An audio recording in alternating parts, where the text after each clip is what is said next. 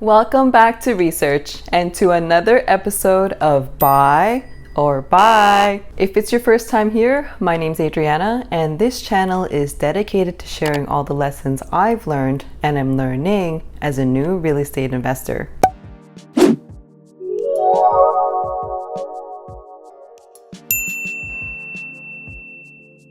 Today, we'll be taking a closer look at Prime Condos. Sales initially launched in April 2021, and I actually thought that it would be too late to review this project, but I recently received an email notifying me that there were still some units available, so I thought it'd be a good idea to take a deep dive into this one. Also because this project launched 1 full year after the pandemic started, so let's take a look to see if there are any noticeable differences.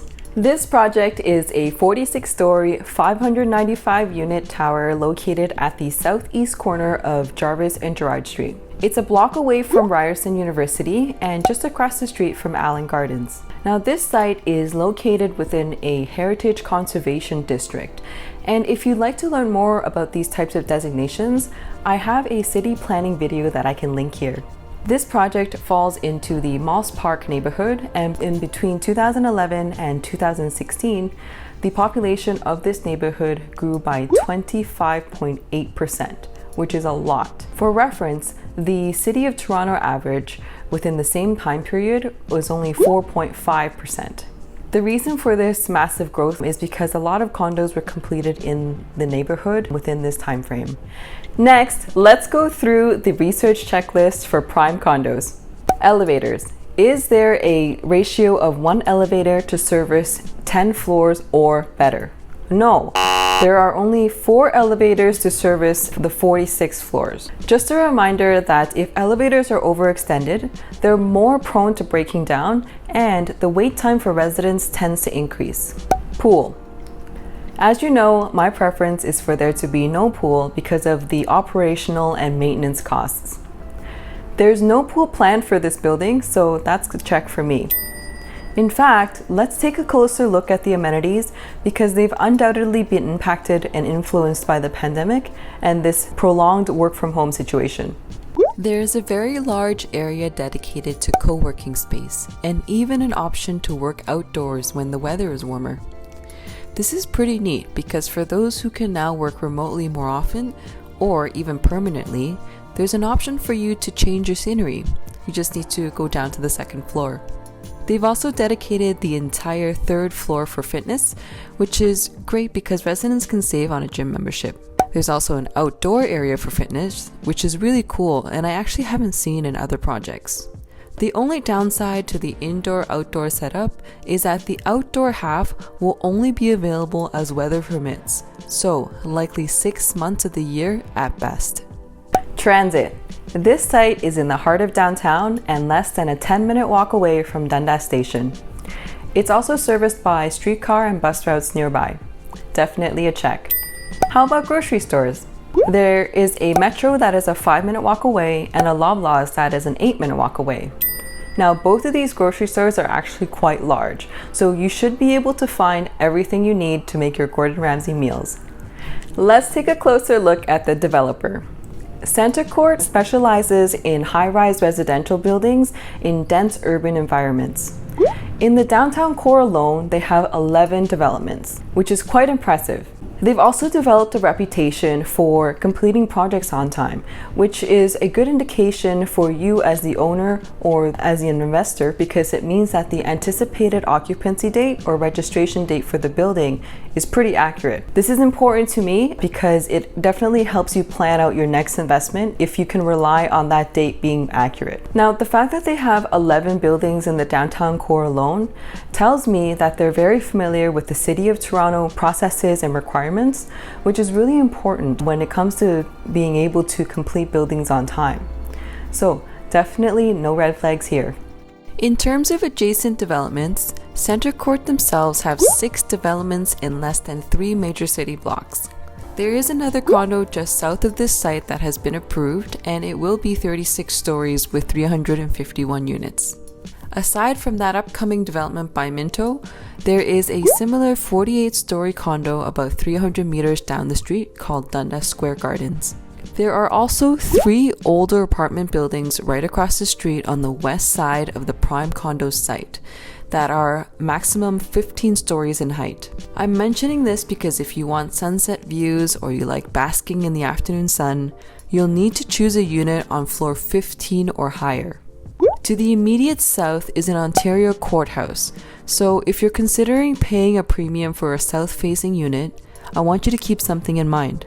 Typically speaking, when the land or the building is owned by the province, it's unlikely that it will be moved or be sold.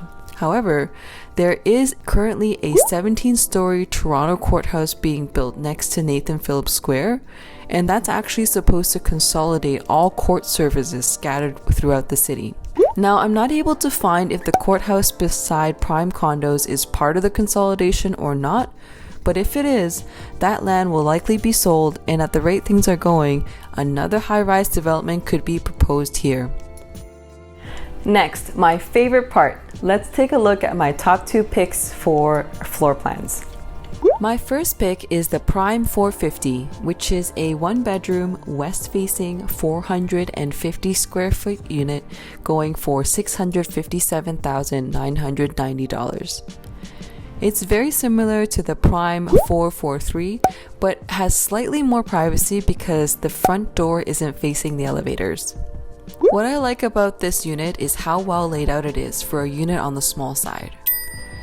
Even though it's only 450 square feet, the bedroom is a great size where you can comfortably fit a double bed with side tables.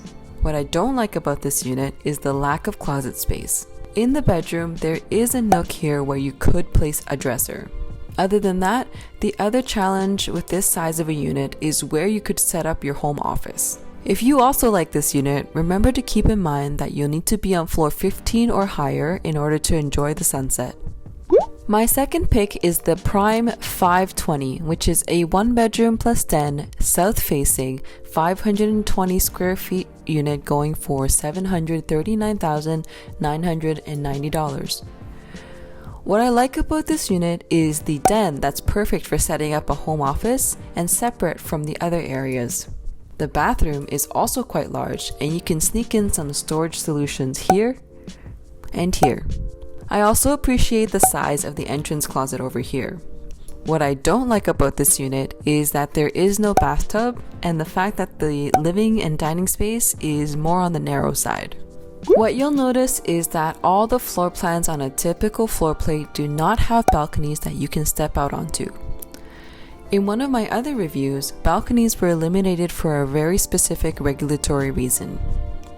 However, in this case, I wasn't able to find any reason the designer would have to have only Juliet balconies instead of a variety. Please let me know in the comments if you know why.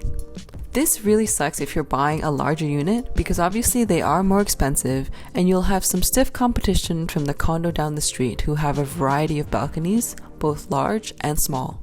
What we've learned from the pandemic is that people very much value private outdoor space, and so the lack of it in this development is a major drawback. Overall, the majority of the layouts offered are very practical. Let's move on to projections. Now, this project launched in April of this year, and the price sheet that I have is from the launch date. So it doesn't take into account any price increases that have happened since April. From the information available on condos.ca, the average selling price per square foot in the neighborhood is $880 so far this year. Now, remember the Dundas Street condos I was telling you about just down the street? Well, that condo is actually selling at $1,179 per square foot. And in this case, it's better if we use that as a comparison because it's just down the street.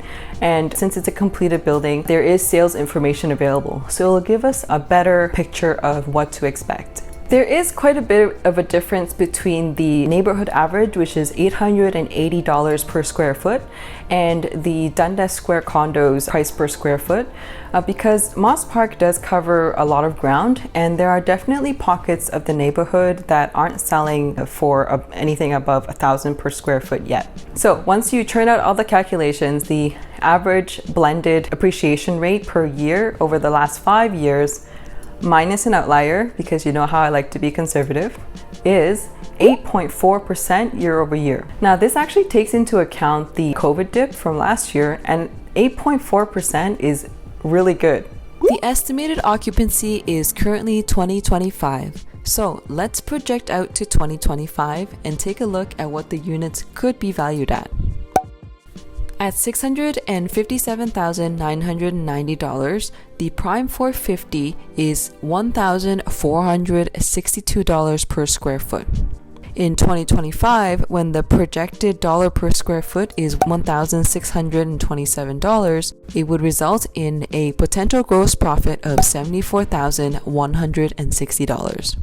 At $739,990, the Prime 520 equates to $1,423 per square foot.